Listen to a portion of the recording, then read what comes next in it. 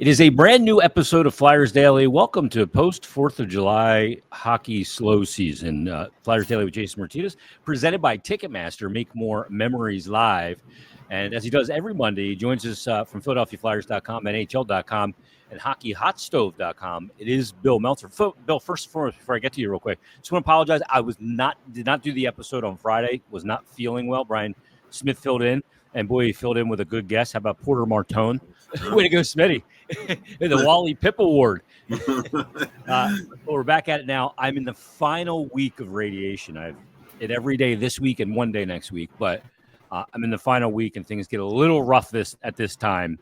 Not pleasant. I won't talk about the specifics of it, but we got one more week to go of treatment, and we'll see where we go from there when we have our next scans. But just wanted to thank Smitty for jumping in, and thank you, Bill, for jumping in as you always do on Mondays. How's it going? Dev camp is over. Yeah, it flew past. It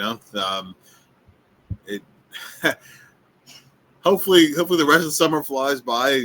So next week we're talking about actual training camp. Yeah.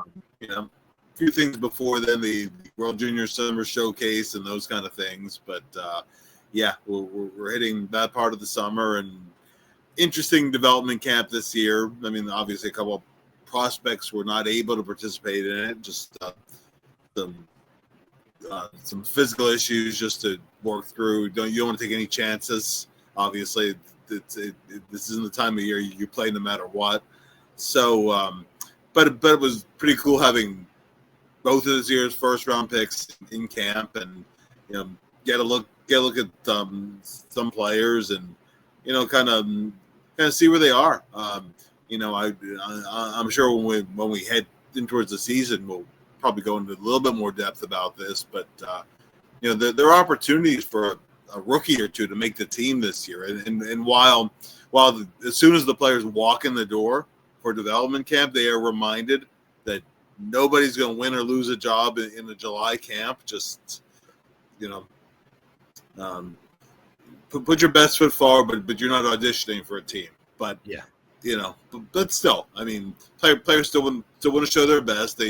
They're wired to compete, and one thing that I think was a common theme, other than they drafted a lot of big guys this year, but they drafted a lot of really competitive hockey players, and they can't just flip a switch on that.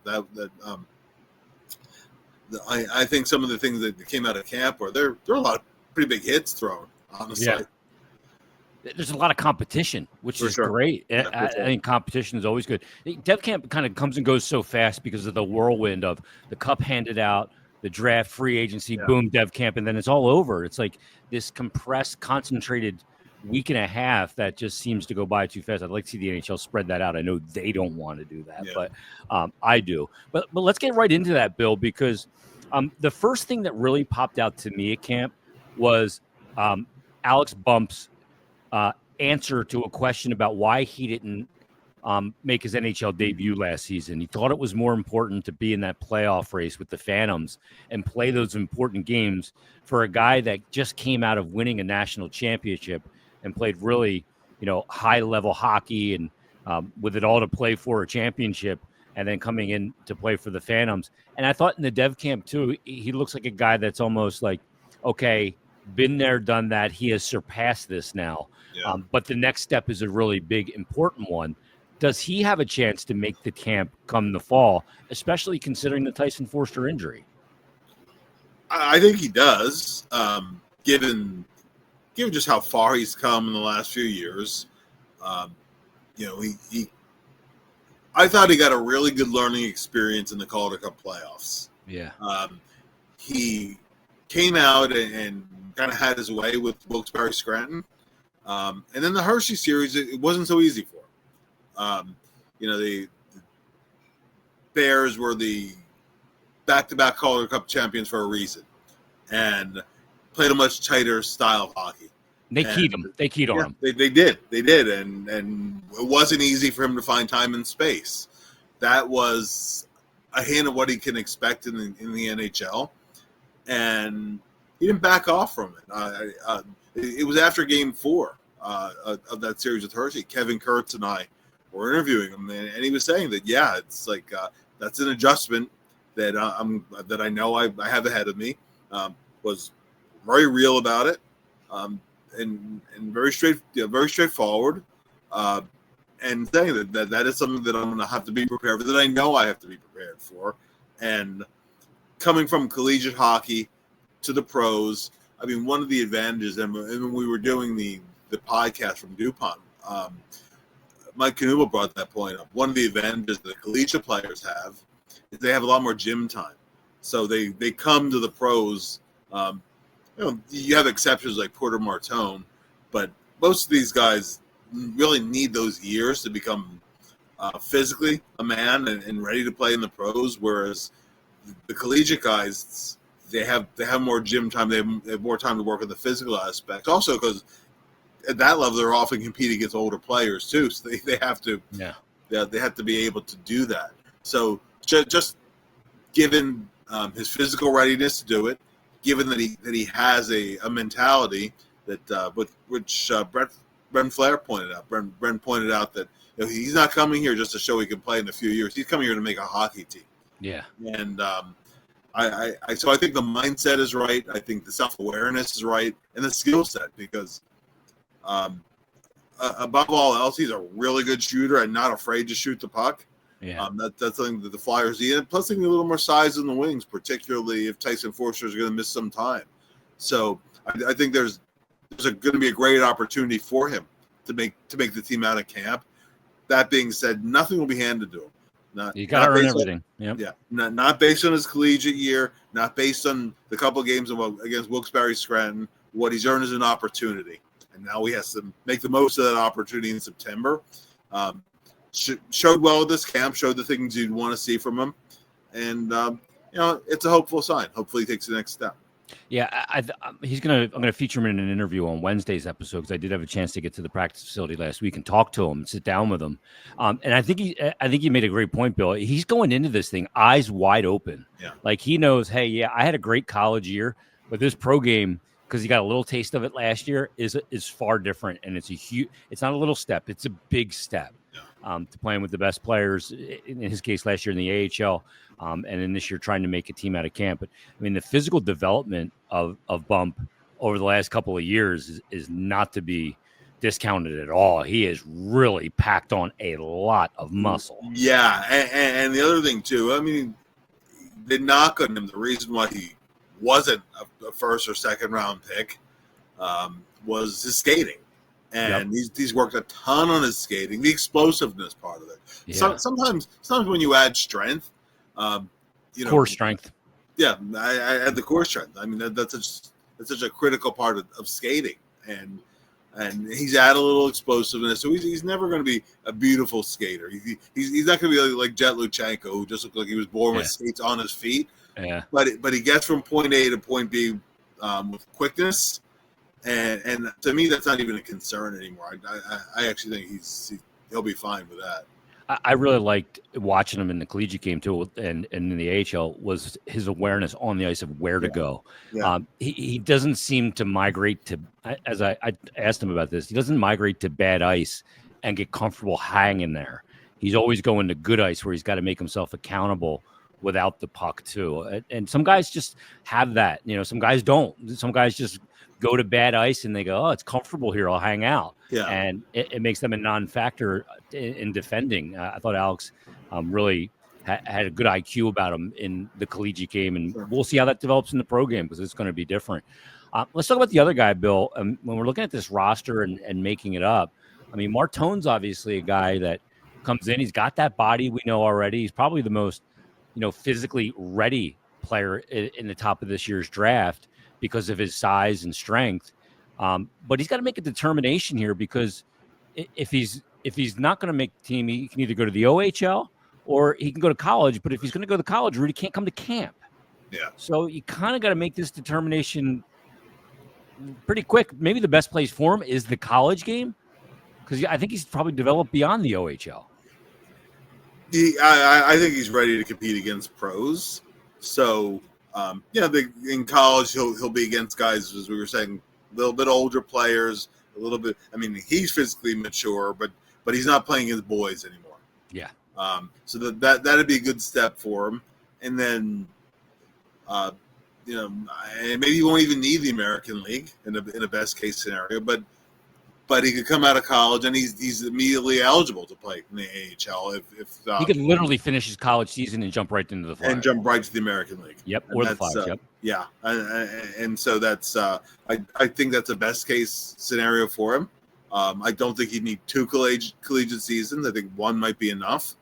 But I think now that intermediate step is available to where you could, it's always good to have options. And they did not change the CBA to change the AHL, CHL age rule. And we could go into those reasons if somebody wants to.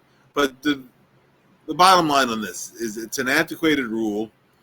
But on the one hand, the Players Association doesn't exist to protect future players. They exist to protect the current players. So guys who are not yet pros are not really on their radar as to what they're emphasizing. Yeah, they're not kicking into the PA fund. Exactly. Yeah, they're not. And the current players, they're coming for their jobs in some cases. So, so looking out for their best interest, not necessarily the Players Association. You don't. It's not like junior hockey is like the NHL, where who owns what percentage of what team. But for people who don't know, the reason why the age rule exists in the first place was there were a lot of NHL owners that had financial interest in junior teams. And they figure, okay, well, if he's not going to be in the NHL, if he can't play in the American League but has to go back to junior, that's good for business for their junior team. Obviously, if he's ready, you're not going to hold him back. Yeah. Now, there aren't as many NHL owners anymore that have financial interests in junior teams, but there's still a few. It's hard to say exactly how many, but but on the other side too, is as soon as you start a guy's entry level deal, that's the further you can kick the can down the road on an entry level deal, that's the further away that a second contract is. Again, if a guy's ready right now for the NHL, you're not going to hold him back, but if a guy's starting his entry level deal sooner, the sooner is first restricted free agencies, et cetera, et cetera, et cetera. So there's a little bit of a catch-22 where the owners are concerned. The union, it's not their top of mind. So every time it comes up, now I will tell you that I think across the league, hockey operations people, scouting people say, well, at least can't we get a couple of 1 or 2 exceptions? Yeah. That a guy, and I think that's a fair compromise, but it's not in this next CBA either. So I don't know if or when that's going to happen. But having that option with being able to go to college and then turn pro, I think that's an intermediate step. Because once a guy was in junior hockey, the college option wasn't there for him. Now that the system has been tweaked in that regard, I think that might alleviate some of that. And the college game is producing more players than ever before. More than ever before, for sure. Yeah. And and final thing I want to address was just a question that came up. People ask, well, why can't Jett Luchanko? Because he signed his DLC last year. Because he already signed his DLC and already played a couple of NHL games, so that removes him from being eligible for college hockey. Bill, in hindsight, that almost feels like a mistake now. Last year, we didn't know then what we know now. But I was going to say nobody knew that rule was going to end up changing. How many years were you saying, oh, well, that rule needs to change, and then finally it changed. But hindsight being 2020, you wish that he waited another year on his ELC. Yeah, because I'd love to send Martone, Jett Luchanko, and Gavin McKenna, future Flyer, to Penn State this year to win a national championship. You know what I'm saying? Yeah. But I mean, you look at Luchanko too, and he was obviously a big, one of those guys that your eyes gravitate towards in development camp. But when we get into regular camp, rookie camp, and then training camp again, we know Jett got a really long look last year. I feel like kind of in hindsight now, when I was thinking about this today and thinking about, Jett, I feel like a lot of the reason why he was kept here was because of John Tortorella. He really wanted a center with legs, and obviously they were very thin at the center position. We'll get to more on that in a moment. But when you look at Luchanko and the decision that's being made on him, obviously he has to have an impressive training camp, and I think that he will. I think he's a guy that there's very little variance between his best game and his worst. Yeah. So assuming he does, how much of it does it go into the calculus on whether you keep him up here or not? Based on the fact that he would have to return to the OHL this year and wouldn't be able to go to the Phantoms or the Flyers until after that season. I think that's a significant piece because it has to be. He goes back to the OHL. Once again, Guelph is still not going to be a very good team. Yeah. And it's not about numbers that you produce. Luchanko would have had a lot more points on a better team, even a middling team. Put him on London. Yeah. Oh well, put him on London. 123 points right there. Well, exactly. He would have flirted if he played a full year. Would have flirted with 95, 100 points there this year.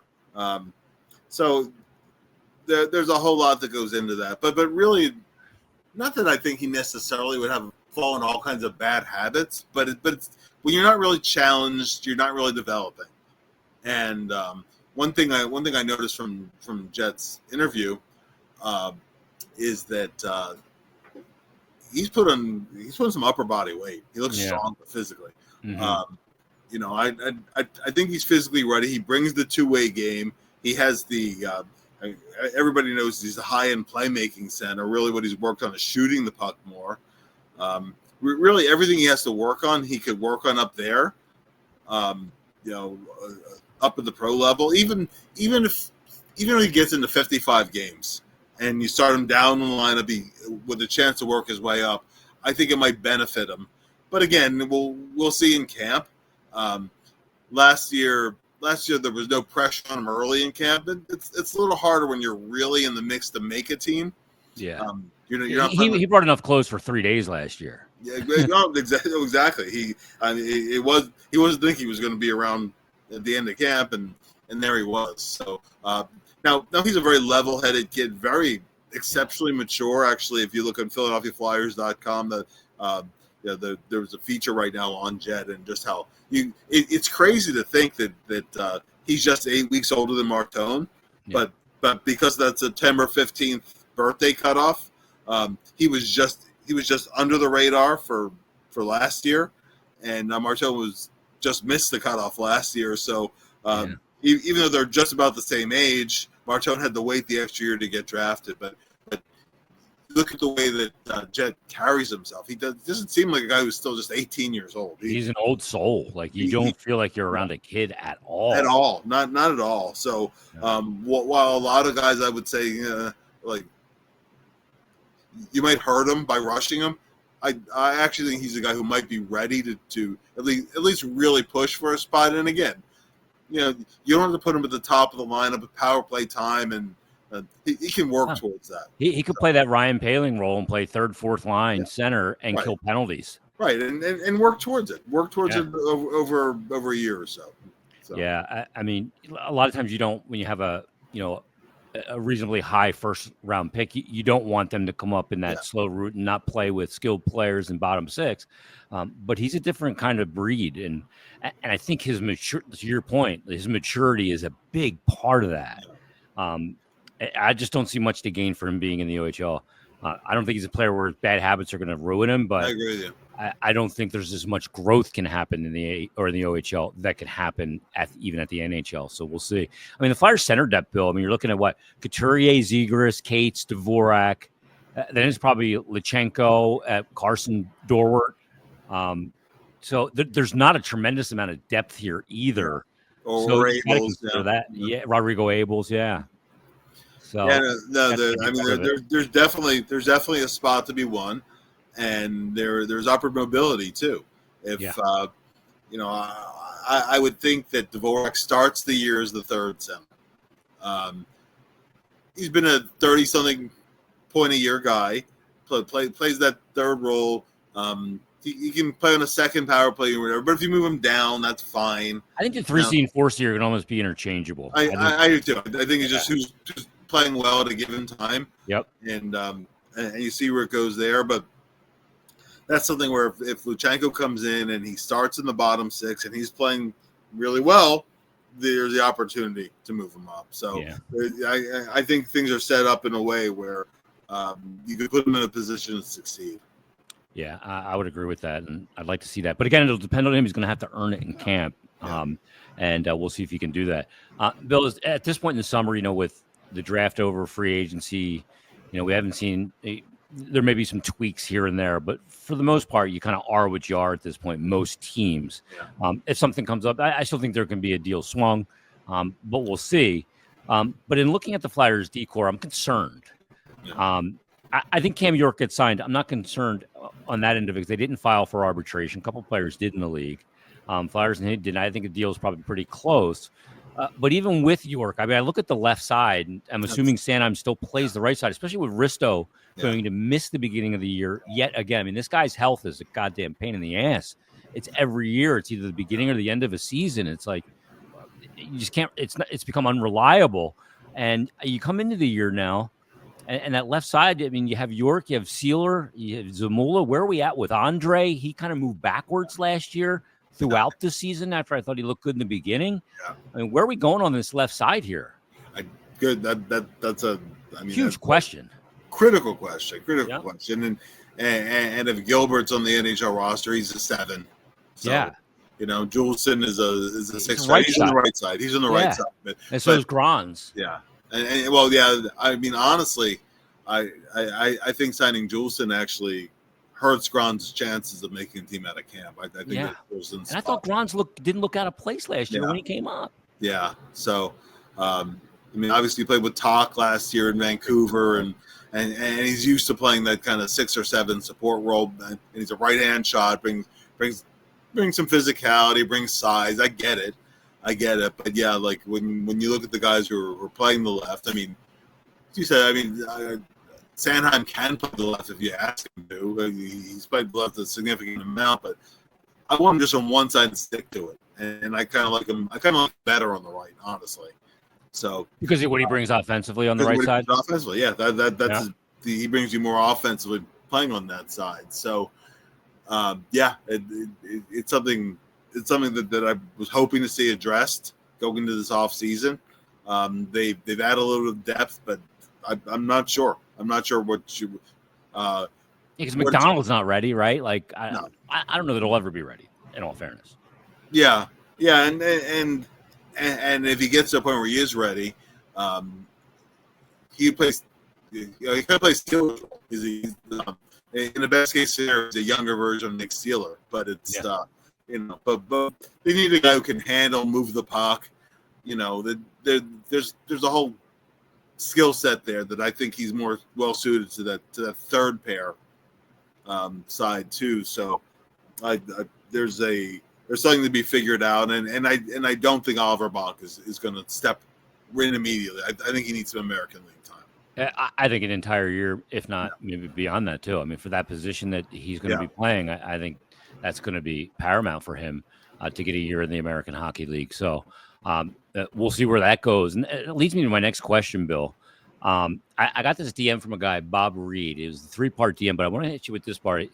He said right in the beginning, first of all, he had a question about Luchanko, and we kind of touched on it already.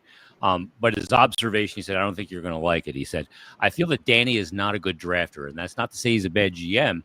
But he said, I think he's done well in his trades besides the Gauthier trade, which he still didn't have, the circumstances were beyond his control.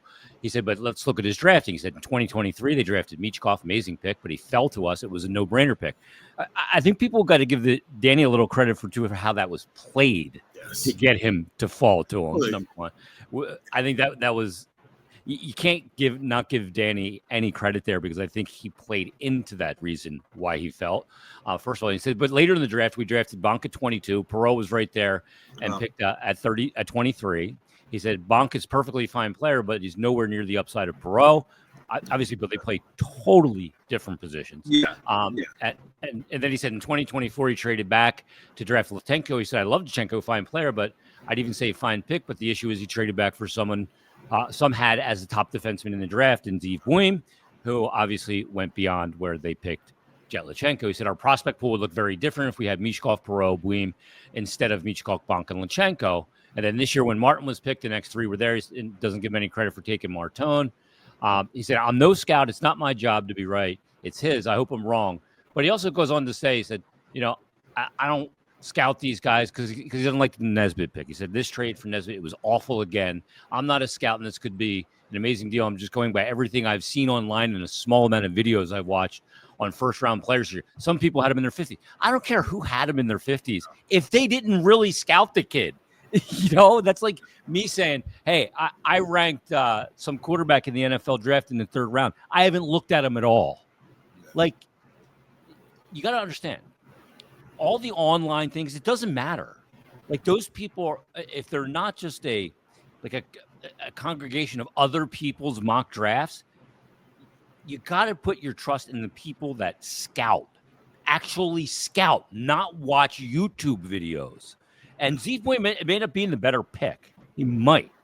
But to make a determination about Danny's drafting already, he sat now at his third draft in 2 years, is way too early. You can't judge a draft really until 5 years after minimum. There's two components to it, right? There's the drafting piece of it, and there's the development piece of it. Yep. And I've used this example before, but I'll use it again. You go back to Hexy's tenure, and the Future Watch issue of the Hockey News, which is assembled by polling scouts and scouting directors league-wide, and you can't vote for your own system. And at that time, 2018, the Flyers were listed having the second best farm system in the NHL. The next year, they were number one. So Konechny, Provorov, those classes around that time. Some of the guys made it, some of the guys didn't. Some guys got injured. But you don't know. You don't know how. You don't know. In large part, based on the info they had at that time, they were ranked number 2 and then number 1. And that's by scouting directors around the league. Yeah. So if the Flyers are wrong, the league was wrong. Yeah. That's the nature of the beast. You look at a guy. You look at how many guys were in the World Juniors? How many guys got power play time in the World Juniors? How many guys on their teams were first line, second line guys? When you look at guys in the OHL coaches poll and best stick handler, smartest player. I mean, a lot of these guys they were won by Flyers prospects at the time. So you're talking about all these hockey people who thought the Flyers had a tremendous system at the time, and more or less played out with some guys, but not to the extent that you wanted. Where I think that people go wrong sometimes, not that any one source is the be all and end all, but were the first two places that I always looked were Bob McKenzie, who's now retiring completely. But the thing with Bob was, yes, he had his own opinions in there, but he really leaned on the NHL scouts. He pulled 30 scouts for his piece. Yeah. He had networks. So his rankings almost always most closely resembled the real rankings and where guys will actually go. Yeah. And then I often looked to Craig Button, because Craig is a guy who was a scouting director and a GM. And he'll put his opinions out there, and he's not afraid to be wrong, and not afraid to be contrarian to what a lot of the rankings are. But that's how GMs and scouting directors often are. Yeah, they value their value equations different. They're all different, right? And so that gives you a sense of how a scouting director or a scout might be quite different from what the public rankings are, and.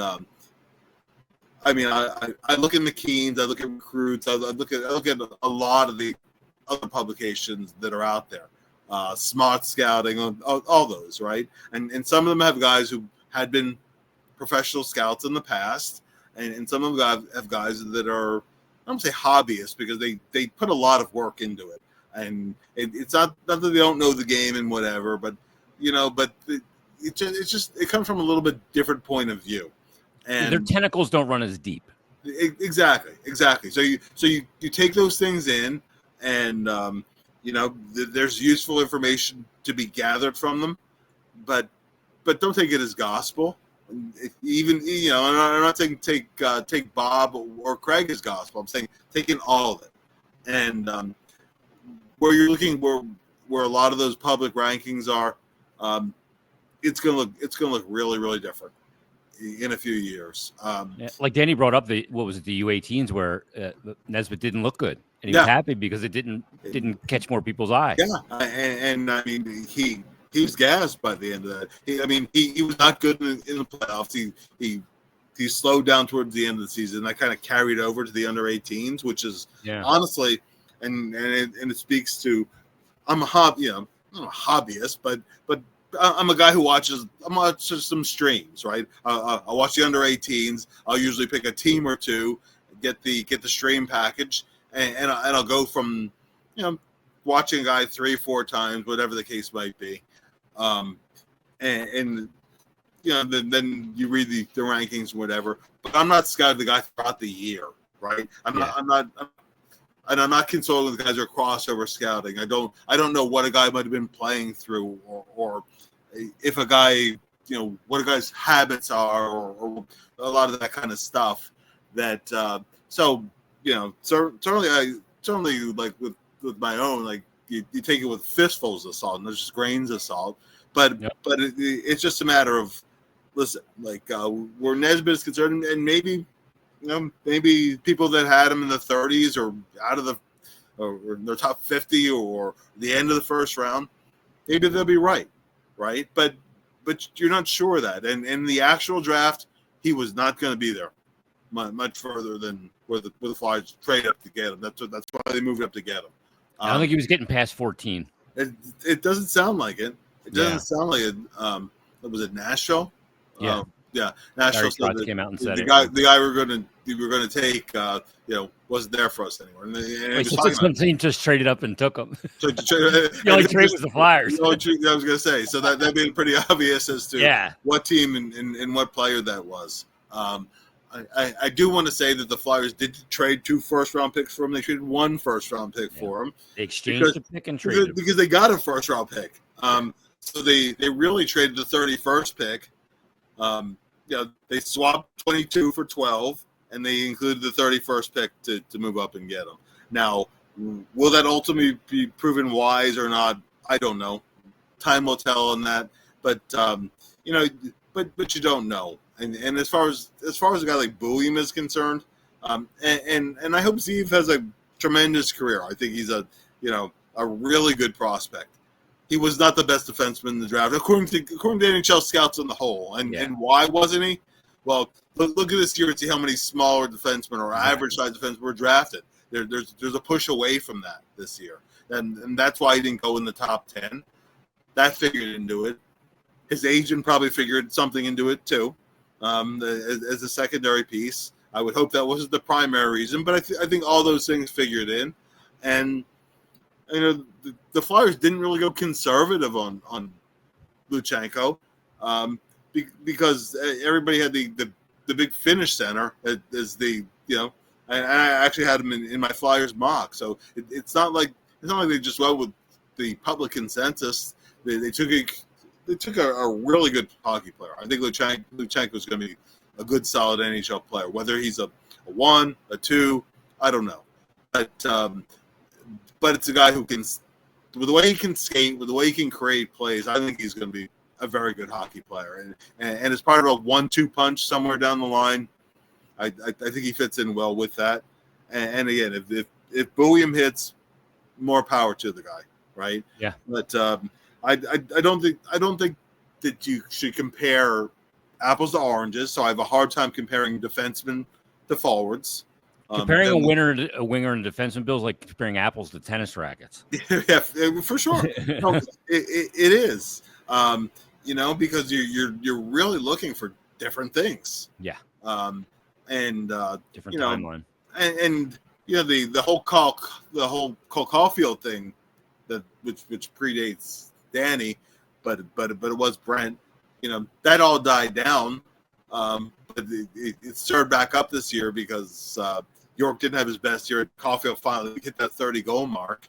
But when Caulfield was first drafted, I'm saying he has to be 35 to 40 goals every year because he's small. He has other, So I'm saying the jury is out because he's become a good NHL player. But would Cole Caulfield really have the Flyers much further along than they are now if you swap that out? Take York away, add him in, but you still have to add defense in other ways. I don't know.